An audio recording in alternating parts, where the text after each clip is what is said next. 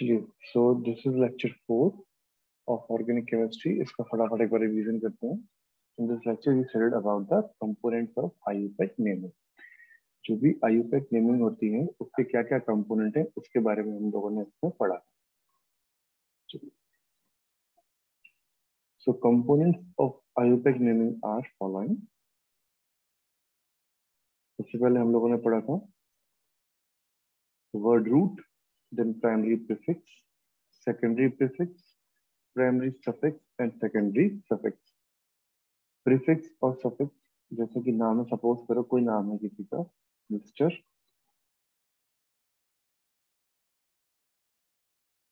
रमेश कुमार। तो रमेश क्या है यहाँ पे? Word root. तो Ramesh is word root, mister is a prefix and Kumar is a suffix. तो अब प्रीफिक्स एक से ज्यादा हो सकते हैं and in a same way suffix can be more than one. तो word root, the structure of IUPAC naming is, first of all, we will write secondary prefix and then we will write primary prefix. The prefix is the one which is coming before a word root. Then we have word root and then primary suffix and secondary suffix.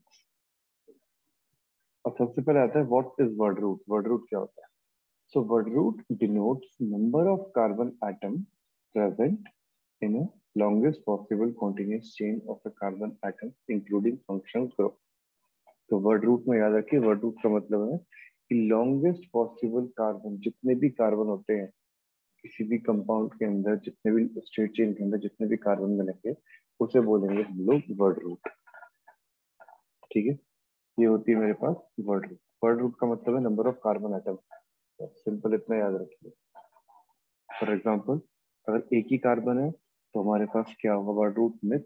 दो carbon है इथ, three carbon है तो prop, then 4 तो but, 5 pent, 6 hex, 7 hept, 8 oct, 9 non, 10 dec, 11 undec, and dodeck, trideck, then in a similar manner 20 तो we have icosa, or suppose we have 21 so this is unicos, and if we have 30 then we have triaprotein.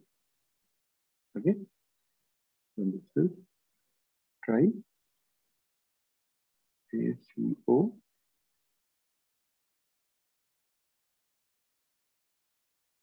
right triacont. Triacont is for 30. Similarly इस तरीके से it can go up to infinity. different हमारे पास बनता रहता है।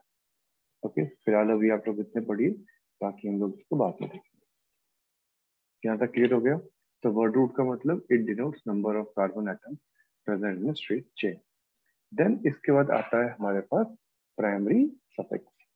Primary suffix का मतलब होता है it is added to word root and tells about the saturation or unsaturation. बस इतना याद रखिए, प्राइमरी सफिक्स का मतलब ये अनसेचुरेट है या सेचुरेट है इसके बारे में बताएगा। इसका मतलब होता है कि कार्बन कार्बन के बीच में सिंगल बॉन्ड है या डबल बॉन्ड।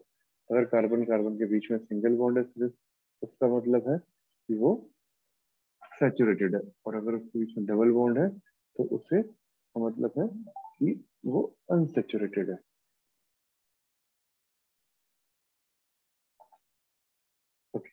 सैचुरेट का मतलब कार्बन कार्बन सिंगल बॉन्ड, अनसैचुरेट का मतलब डबल बॉन्ड और ट्रिपल बॉन्ड। चलो सबसे पहले हम बात करते हैं सैचुरेटेड के अंदर। Single bond between carbon carbon atom is known as a saturated carbon compound and it is known as alkane. इसको हम लोग बोलते हैं एल्केन। एंड जब हम इसे किसी का नाम लिखते हैं तो उसके अंदर we use ane as a suffix.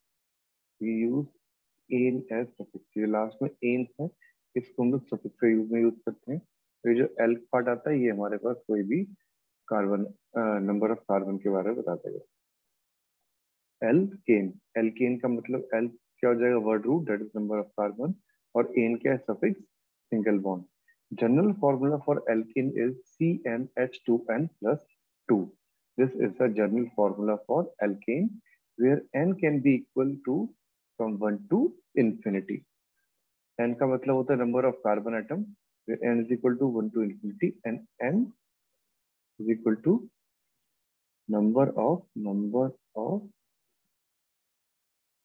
carbon atom. n number of carbon atom हो जाएगा यहाँ पे।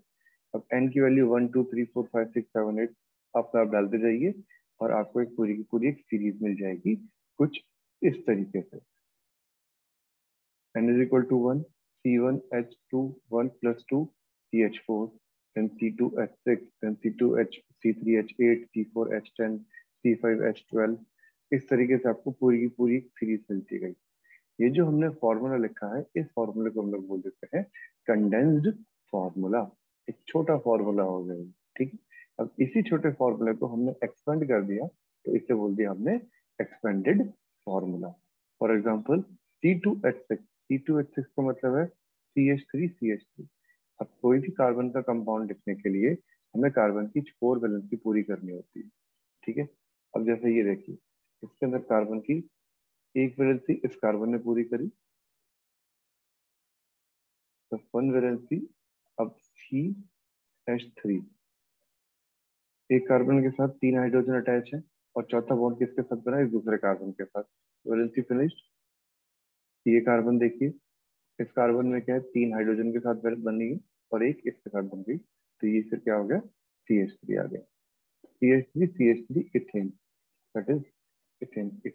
It means 2 carbon in a straight chain. अब देखिए n is equal to 3 C3H2 C3H8 आया CH3 वैलेंसी कार्बन की स्ट्रेट चेन बनाई हमने कुछ इस तरीके से, ठीक है। और अब उसके अंदर वैलेंसी पूरी करते जाएगी। ये कार्बन है इसकी एक वैलेंसी पहले ही पूरी है, अब 3 हाइड्रोजन आने चाहिए उसके साथ, 3 हाइड्रोजन आ गए। दिस कार्बन 2 वैलेंसी पहले ही पूरी है 2 कार्बन के साथ में, 2 हाइड्रोजन आने चाहिए, ये 2 हाइड्रोजन आ गए। इसको यहाँ पे CH2 लिख दीजिए या ठीक कर दीजिए, एक ही बात है। दिस कार्बन आपके पास में एक वैलेंसी कंप्लीट है और यहाँ पे आप CH3 आप इस तरीके से लिख सकते हैं। तो this is known as propane. Prop means 3 carbon atom and ane means single bond. Now n is equal to 4.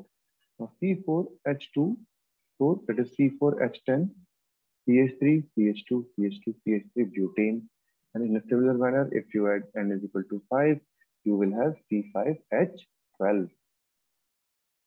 Formula put बन जाएगी।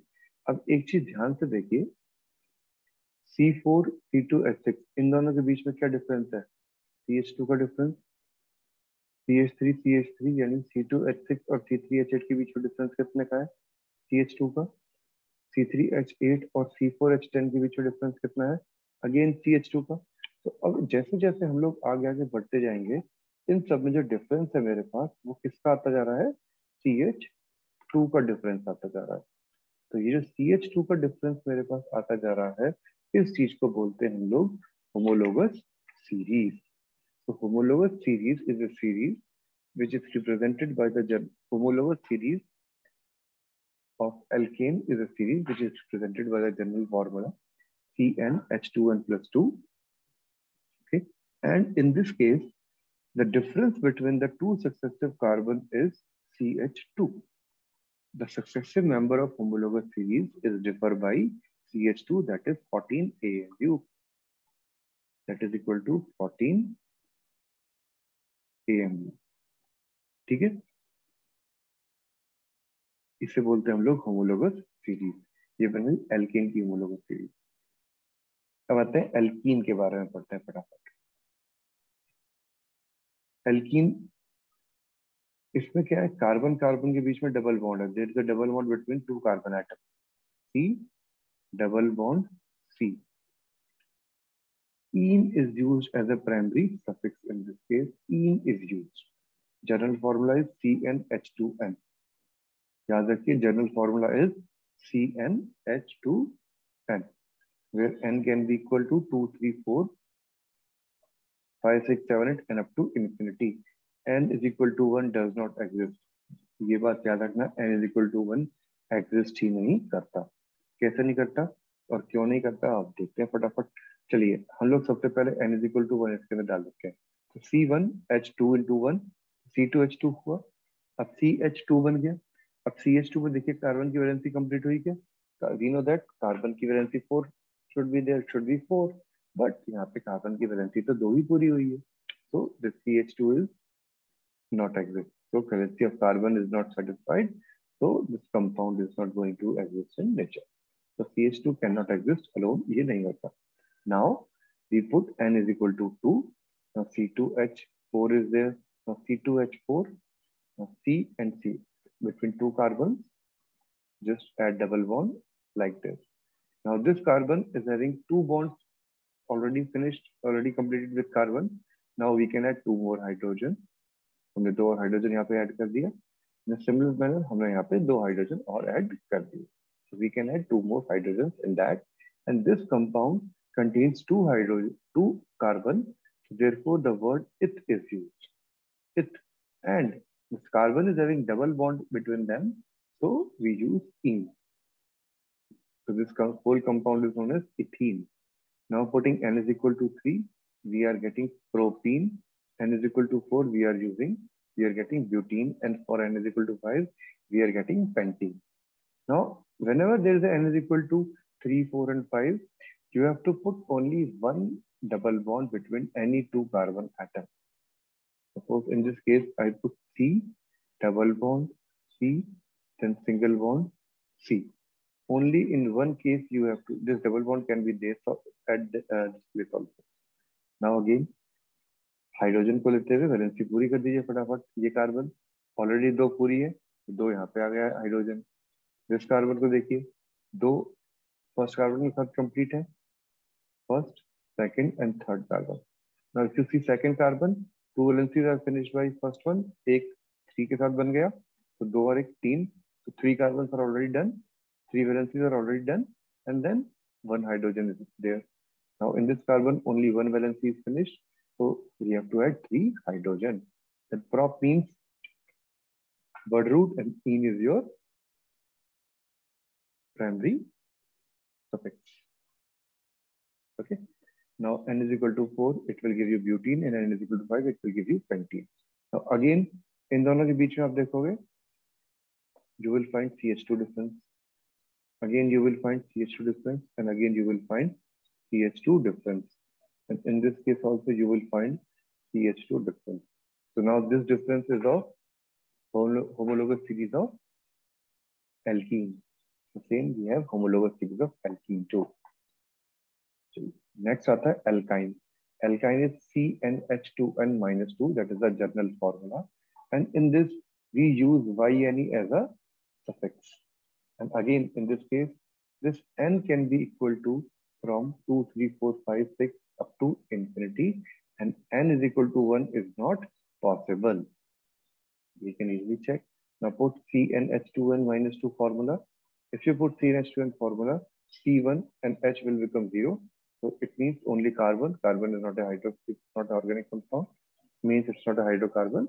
So this is not possible. So N is equal to 1 is not possible. Now put N is equal to 2. It means C2H2 minus 2, it will become C2H2. C2H2 means two carbons are there in which in between them there is a triple bond. And this carbon, 3 bonds are with another carbon. So we have to add only one hydrogen. And similar manner, here also we have to add only one hydrogen. Now 2 carbons are there. The word root we use is ith. As there is a triple bond between these two carbons, we are going to use YNE. So this is ethane. Now N is equal to 3. Again, how we are going to make? So one carbon, triple bond carbon, and this. Now in this case, 1, 2, 3, fourth is done by this hydrogen. In this case, if you see carbon, 1, 2, 3, and 4, all valencies are satisfied. So there will be no hydrogen. In this case, one single bond, and this is CH3. Clear?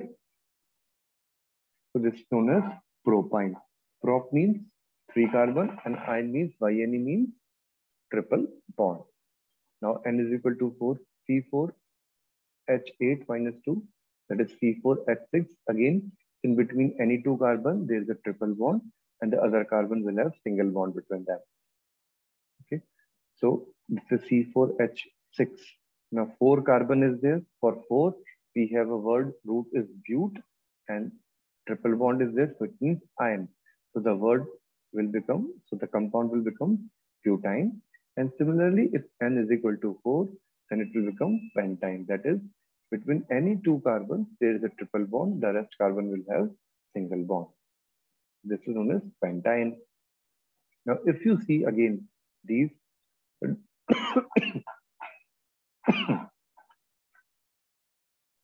sorry, if you see again this CH2 difference, CH2 difference, CH2 difference, you will observe homologous series again in case of alkyne also. Clear? Any doubt up to this point? So this is all about primary suffix. Primary suffix के बारे में सारी चीज थी. चलिए. Then secondary suffix. Secondary suffix are known as functional group. Now functional group क्या होता है? These are the group of atoms performing similar function, and on these group all the properties of a carbon compound is going to govern. Functional group वो group of atoms होता है जो कि सारे के सारे मिलकर एक ही फंक्शन को कर रहे हैं, और किसी भी कार्बन कंपाउंड की जितनी भी प्रॉपर्टीज होती हैं वो उन फंक्शनल ग्रुप के ऊपर डिपेंड करती है. इस बात को याद रखो.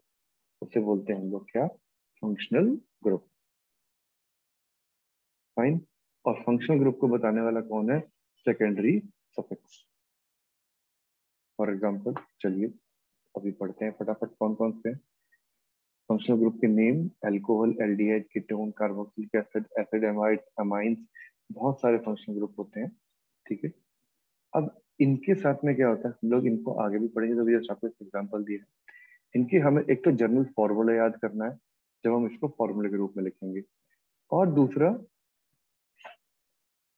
इनका सेकेंडरी सफिक्स हम लोग क्या लेके चलते हैं while writing the IUPAC naming. For example alcohol से, अब फंक्शनल ग्रुप का नाम तो है अल्कोहल, बट जब भी कोई कंपाउंड का फॉर्मूला लिखते हैं तो उसके अंदर वी यूज OH. OH इससे पहले हमारे पास में वर्ड रूट आ जाएगा. वर्ड रूट के बाद में हमारे पास आ जाएगा primary suffix and then secondary suffix, and we use OL as a secondary suffix. नाम लिखने में OL यूज करेंगे, फॉर्मूला लिखने में OH यूज करेंगे. एग्जांपल देखिए मिथेनॉल. अब मिथ क्या है? Number of carbon atom, word root है. एन क्या हो गया? Single bond. अब एक ही कार्बन सिंगल बॉन्ड ही होगा, एंड देन OL हो जाएगा. अगर इसी को मैं लिख देता हूँ इथेनॉल. इथेनॉल जो ध्यान से देखिए, इथ का मतलब क्या है? 2 कार्बन एटम. एन का मतलब सिंगल बॉन्ड, और OL का मतलब अल्कोहल है. कैसे बनेगा ये? देखिए जरा ध्यान से. सबसे पहले देखिए सी, सिंगल बॉन्ड सी, इथ और एन यहाँ तक फिनिश्ड हो गया. ये 2 कार्बन एटम है जिनके बीच में सिंगल बॉन्ड है, that is ethane. Now all, किसी भी एक कार्बन के बाद में OH ग्रुप यहाँ पे हमने लगा दिया. Now this carbon, 1 single bond is there, so this is now become CH3. 3 hydrogen attach कर दिए. ये कार्बन है, एक कार्बन की वैलेंसी इससे कंप्लीट हुई, एक ऑक्सीजन से कंप्लीट हो गया, 2 बच गए. तो यहाँ पे लगा देते हैं हम लोग एक और हाइड्रोजन और एक और हाइड्रोजन, और जो कि हमारे पास बन गया CH3 CH2OH. 2 carbons are there. In between 2 carbons there is a single bond, and on 1 carbon OH group is attached, that is alcohol is attached. So 2 carbon means eth, single bond is ane, and OH is all. So this is ethanol. Eth is word root, ane is primary suffix, and all is secondary suffix. How we that is how we are getting alcohol. Now aldehyde. Aldehyde means CHO. Now this CHO basically CHO, it can also be written. ये हम लोग अभी इसको और अच्छे से भी पढ़ेंगे. CHO बेसिकली इसको हम लोग कुछ इस तरीके से भी लिख सकते हैं, C double bond OH, and here we have R, where R is an alkyl group. इससे पहले हम लोग पढ़ चुके हैं R का मतलब क्या है. ऐसे ही C डबल बॉन्ड O है, ये क्या होता है CR, C double bond OR। Aldehyde के बारे में पढ़ते हैं, CHO या फिर RC double bond OH। In this, ये जो कार्बन है इसकी 3 वैलेंसी ऑलरेडी फिनिश है, देखिए डबल बॉन्ड O 2 और एक 4, 4 फिनिश है। यहाँ पे कोई भी CH एल्काइल ग्रुप आ सकता है। सफिक्स के लिए we use AL al. Example ethanal. Ethanal का मतलब 2 कार्बन है इसके अंदर including this carbon, functional group के कार्बन को नाम के अंदर इंक्लूड करना है। Then in single bond is there between carbon carbon, between carbon oxygen double bond हो ट्रिपल बॉन्ड हो किसी के साथ में चलेगा। ये जो इन है देखना है हमें, ये कार्बन और कार्बन के बीच का बॉन्ड देखना है हमें सिर्फ, तो इसका क्या नाम आ गया इथेन अल। फाइन। अब आता है कीटोन। कीटोन में RC डबल बॉन्ड OR। एक सेकंड रुको, आपको एक बार दिखाता हूँ।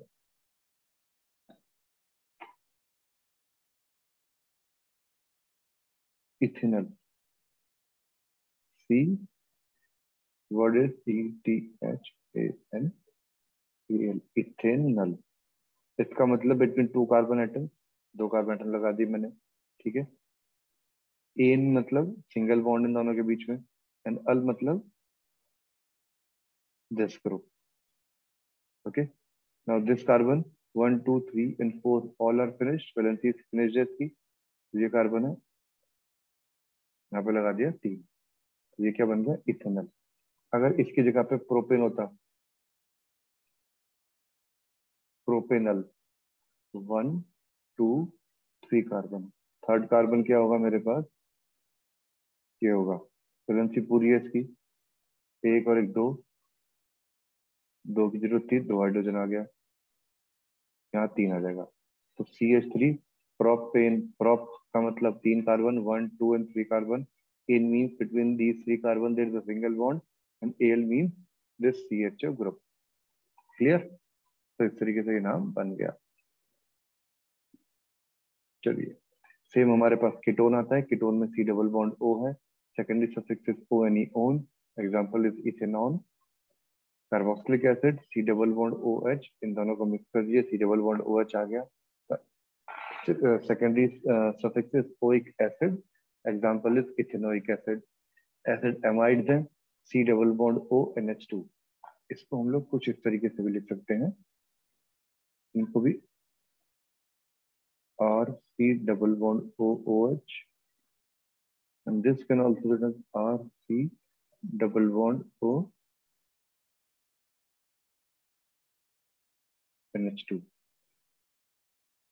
ये हमारी है RC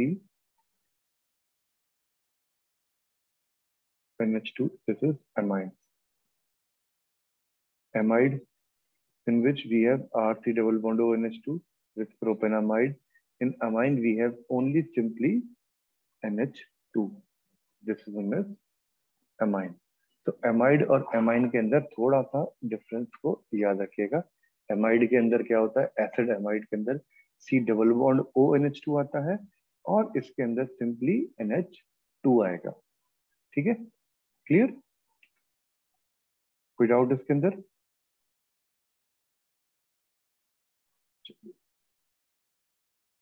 अब इसके बाद एक बार हम लोग पढ़ लेते हैं। Acid chloride C double bond OCl, instead of OH यहाँ पे Cl आ जाएगा, तो ये ऑयल क्लोराइड। अगर यहाँ पे आयोडीन आ गया तो ये ऑयल आयोडाइड। अगर यहाँ ब्रोमीन आ गया तो ऑयल ब्रोमाइड हो जाता है। हेलोजेंस है, ये X के अंदर हेलोजन, कोई भी हेलोजन आ सकता है। यहाँ पे Cl की जगह पे we can replace them with any of the halogen. Then इसके बाद एस्टर आते हैं, C double bond OOR, where R is a alkyl group, तो इसका नाम होता है एल्कोनेट। हम लोग इनको डिटेल में पढ़ेंगे अभी। CN नाइट्रिल्स आता है, थायो एल्कोहल SHS थायो एल्कोहल। इसमें एक और ऐड कर लेते हैं हम लोग इसमें यूज कर लेते हैं NO2, that is nitro group. Nitro, that is NO2, NO2। Secondary suffix में यूज करते हैं हम लोग word nitro, nitro. Common name, sorry, IUPAC name किया जाता है। For example we have ethane, 2 carbon atoms are there, so it is nitropropane.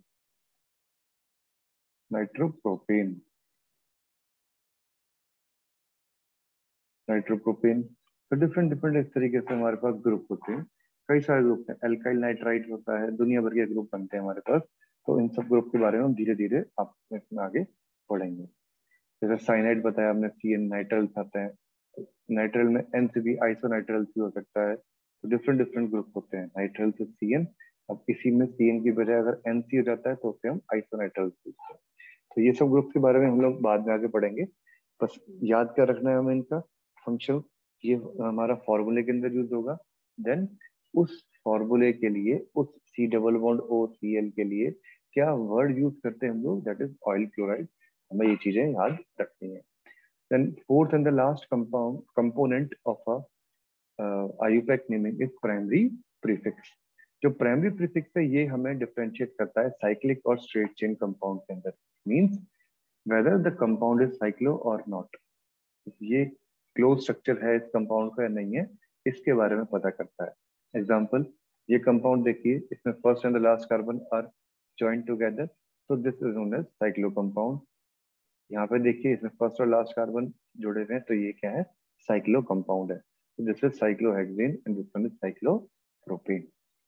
इस तरीके से ये काम हुआ। क्लियर? चलिए अब आता है secondary prefix. Last compound secondary prefix भी बच गया। Substituent, again this is one of the important thing. Substituent group are the other than the functional group. अगर किसी कंपाउंड में फंक्शनल ग्रुप के अलावा जो और भी कोई चीज बच गई, उसे बोलते हैं हम लोग सेकेंडरी प्रीफिक्स। फॉर एग्जांपल, अगर ये कंपाउंड देखिए, इसके अंदर this Cl is chloro and this is known as the secondary prefix, or in simple language we can say it is known as substituent. So हमारी किसी भी कार्बन चेन के अंदर दुनिया भर के सब्स्टिट्यूएंट्स हो सकते हैं। कुछ एग्जांपल्स आपको दिए हुए यहाँ पे, Br is bromo, Cl is chloro, NO is nitro, OCH2 is ethoxy, C2H5 ethyl, CH3 methyl, I is iodo. तो ऐसे ऐसे करते हुए बहुत सारे हमारे पास में ये secondary prefix that is substituent groups होते हैं, जिनके बारे में हम लोग जब नेमिंग स्टार्ट करेंगे तो धीरे धीरे जैसे जैसे आता जाएगा हम लोग उसमें और नेमिंग हम उसमें करते रहेंगे। ठीक है, चलिए अब देखते हैं कुछ क्वेश्चन। एक कंपाउंड है हमारे पास 2 आइसोप्रोपाइल 5 मिथाइल साइक्लोहेक्सेनॉल। ये हमारे पास पूरा कंपाउंड है। इसके अंदर अब हमें आइडेंटिफाई करने हैं कि क्या क्या कंपोनेंट्स हो सकते हैं। अब देखो सबसे पहले हेक्साइक्लोहेक्सेनॉल, ठीक है। अगर उससे पहले एक बार फटाफट देखो जरा स्ट्रक्चर क्या था। वर्ड रूट, उससे पहले प्राइमरी प्रीफिक्स और secondary prefix, fine. Then word root, primary prefix and second primary suffix and secondary suffix. ठीक है, क्लियर हो गई बात। सेकेंडरी सफिक्स क्या थे, substituents.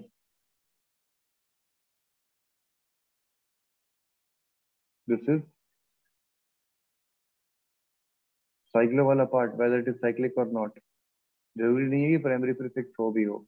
Word root, it tells you about the number of carbon, primary carbon carbon single bond, double bond और triple bond के बारे में। And secondary is functional group. Clear हो गई बात। तो यही सीक्वेंस को हमें याद रखना है फटाफट। चलिए आगे की सीक्वेंस देखते हैं, जल्दी से क्वेश्चन करते हैं। Now 2 isopropyl 5 methyl cyclohexanol. Cyclo हमें पता लगाता है, क्या डिफरेंशिएट करता है, इससे जो पहली चीज लिखी हुई है वो सारी की सारी क्या है, सेकेंडरी। वो चीज क्या हो जाएगी आपके पास, secondary prefix. Secondary prefix is 5 isopropyl, sorry 2 isopropyl and 5 methyl. ये पूरा का पूरा हमारे पास है सेकेंडरी प्रीफिक्स। साइक्लो वर्ड क्या है मेरे पास, primary prefix. Word root is hex, means 6 carbon atoms are there in a straight chain. Ane, जितने भी 6 के 6 कार्बन है इनके बीच में क्या है, सिंगल बॉन्ड है। तो एन का मतलब, एन एल्केन्स है, सिंगल बॉन्ड सैचुरेटेड बता रहा है। एंड ओ एल मतलब अल्कोहल, अल्कोहल है ये, that is your secondary suffix. तो इस तरीके से इस नाम के अंदर सारे के सारे कंपाउंड हमने यहाँ पे लिख दिए फटाफट। अब आ जाओ, एक क्वेश्चन आता है, ये क्वेश्चन है, इसमें पता करना है correct the statement about the following compound, what are the correct statement about the following compound. इस स्टेटमेंट में क्या क्या करेक्ट स्टेटमेंट है।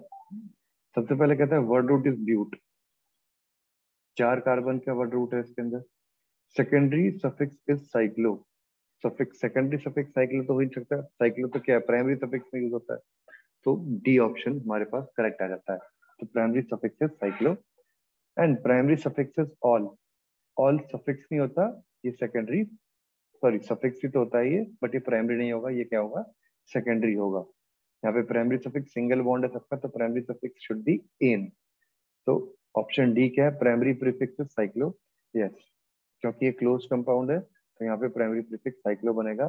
तो ऑप्शन डी इस नाम, इस वाले क्वेश्चन के लिए करेक्ट हो गया। यहाँ तक क्लियर होगी बात सब आपको।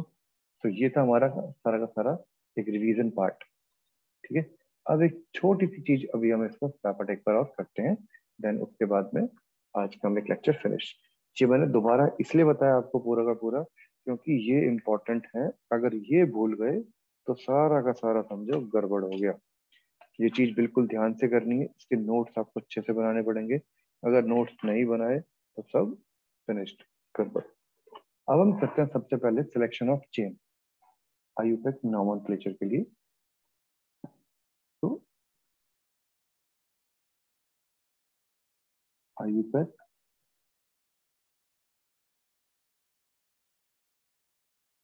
nomenclature, IUPAC nomenclature of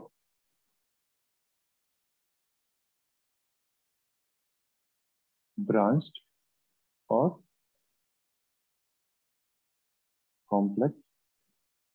चलो पहले ब्रांच के बारे में पढ़ेंगे, कॉम्प्लेक्स को भी दूर कर सकते हैं। ब्रांच्ड एल्केन, इनकी नॉमेनक्लेचर करते हैं।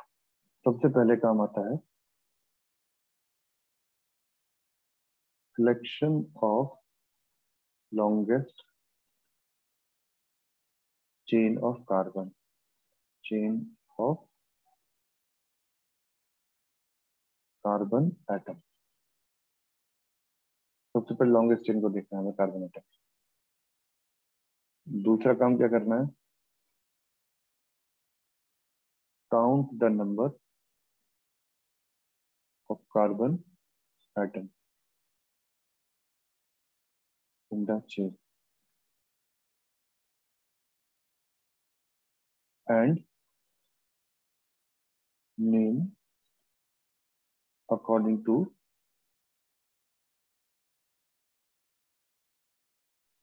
following rule. हम उसकी नेमिंग करते हैं।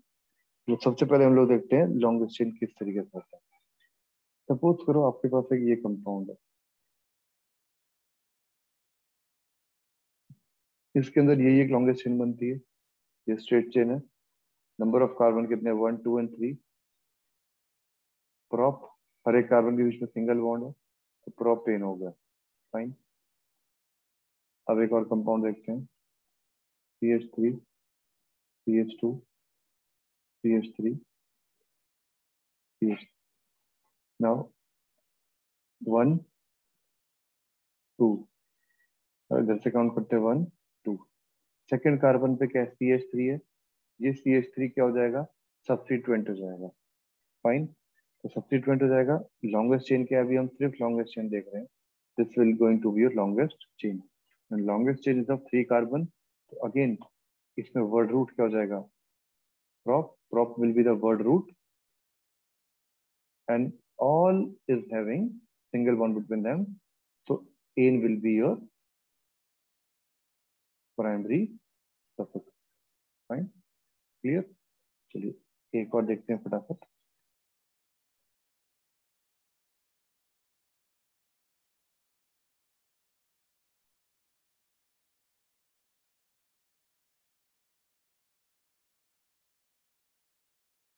अब ये देखो, तो इसके अंदर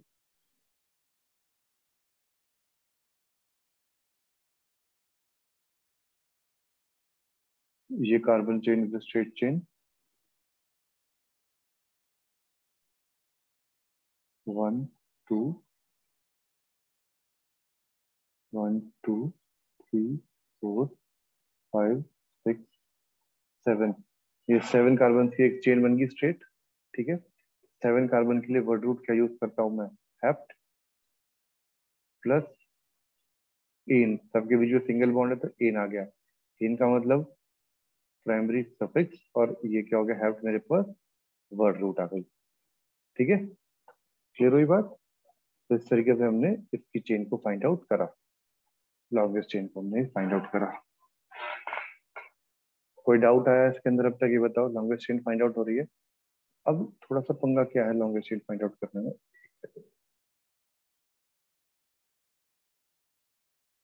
कई बार क्या होता है लॉन्गेस्ट चेन इतनी आसानी से फाइंड आउट नहीं हो पाती है। जैसे कि अब आ जाओ, कोई कंपाउंड है, if equal length are competing for fraction. पहला point, if equal length of chains are competing for selection. हमने दो चेन बनाई, दोनों की लेंथ एक ही बैठ रही है। ठीक है, फॉर एग्जांपल एक कंपाउंड देखो जरा, ये वाला CH3 CH2 CH2 CH2 CH3, यहाँ पे मैंने कर दिया CH3। अब ये आ जाता है CH CH2 CH2 CH3 CH2 CH2 CH3, ये एक कंपाउंड है। अब इसके अंदर सबसे पहले देखो स्ट्रेट चेन कौन कौन सी बन सकती है। पहली स्ट्रेट चेन को मैं लिखता हूँ इस पर,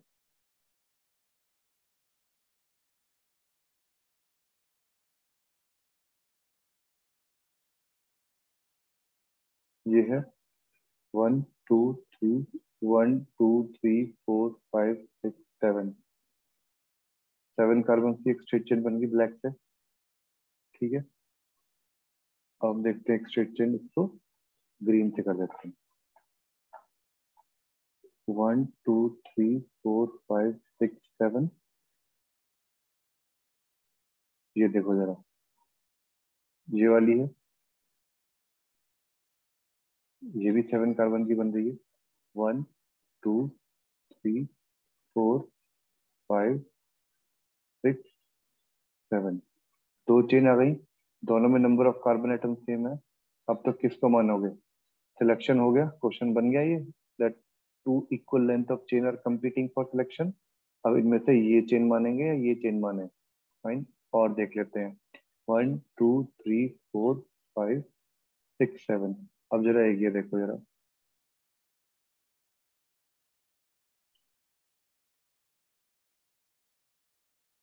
ये बन गई ब्लू कलर की भी 7 कार्बन की, 1 2 3 4 5 6 7, फाइन। और 1 2 3 4 5 6 7, एक और आ गई हमारे पास, इसको किससे कर दूं मैं, ग्रीन हो गया, येलो ब्लू कलर अगर दिख जाता है तो, ये बन गया। तो यहाँ पे मेरे पास चार कार्बन की चेन बन सकती है, जो कि चारों की चारों, सॉरी मतलब चार different sort of chains are possible, जिनकी भी क्या है मेरे पास same number of carbon atom आते हैं साथ। ठीक है, अब इनमें से बताओ कौन सी चेन, ये नहीं हो सकता कि कोई भी उठा के रख देंगे।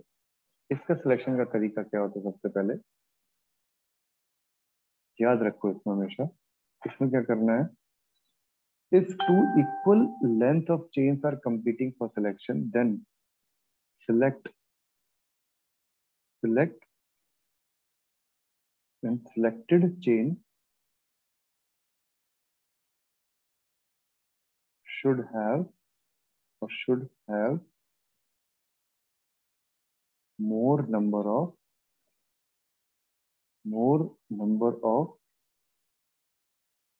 substituent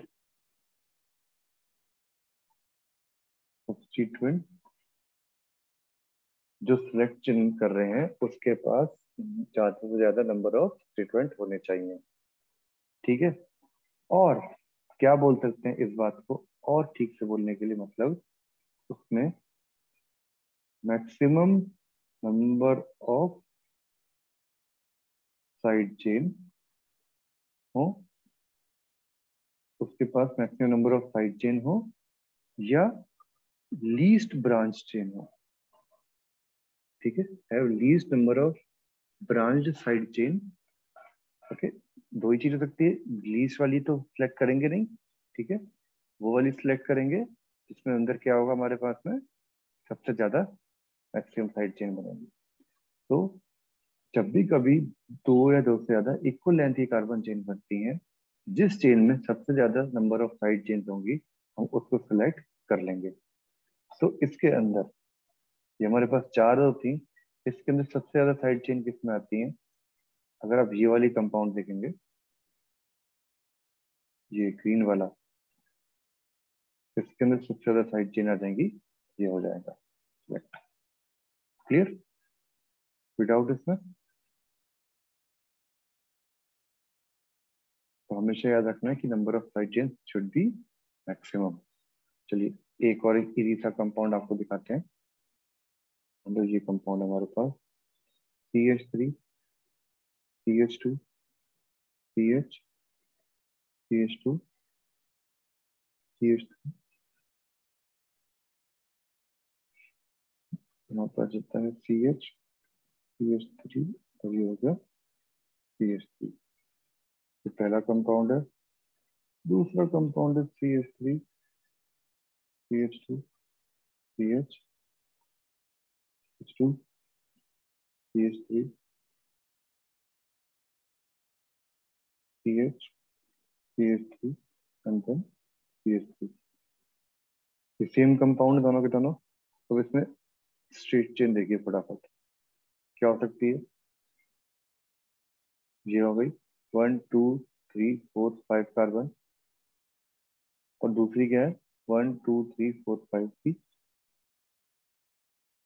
ये एक स्ट्रेट चेन बना दी। अब maximum number of side chain कौन कौन सी है, कहाँ कहाँ है? इसके अंदर maximum number of side chain कितनी है? एक ही साइड चेन आ रही है। इसके अंदर भी है 1 एंड सेकेंड साइड चेन। तो ये जो है that will be selected as a parent chain. This is known as to be the rule. Maximum number of side chain should be there in a compound. Clear? So this is selected because it contains two substituent particles. एक ये substituent आ जाएगा इसके अंदर और एक ये substituent आ जाएगा इसके अंदर। ठीक है, चलो फटाफट एक और करके दिखाओ, जल्दी से फटाफट करो। CH3 C CH3 CH3 and then C H CH2 CH3 CH2 CH3। ठीक है, ये कंपाउंड है। सेम इसी कंपाउंड को हम दोबारा लिख देता हूं मैं। CH3 CH2 CH CH2 CH3 CH3 CH3, ये आ गया यहाँ पे CH3। ये कंपाउंड दो बार लिखा। इसमें अब क्या करा, एक स्ट्रेट चेन बनाई मैंने, ये वाली।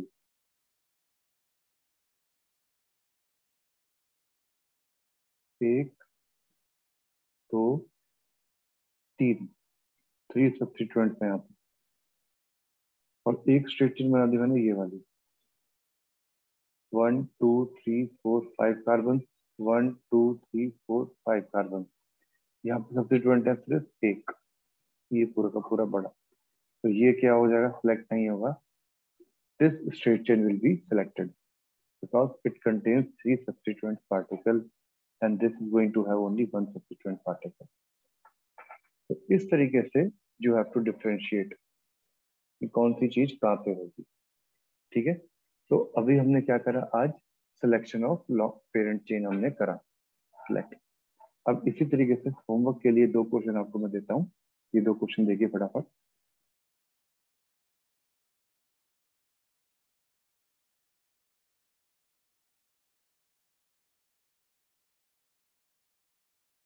इसमें आपको करना कुछ नहीं, सिर्फ ये पता करना है कि स्ट्रेट चेन कौन सी बनेगी. पहला और दूसरा कंपाउंड.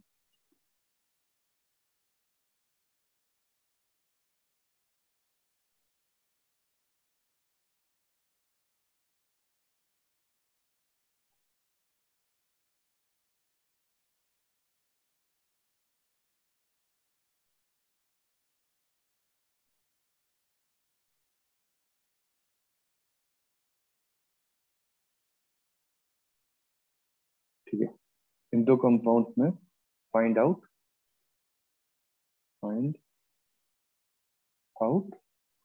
Longest chain. इन 2 में आपको सिर्फ लॉन्गेस्ट चेन फाइंड आउट करनी है और कुछ नहीं फाइंड आउट करना है. ठीक है, क्लियर. तो इसको अच्छे से पढ़िए एंड देन करिए इसको फटाफट.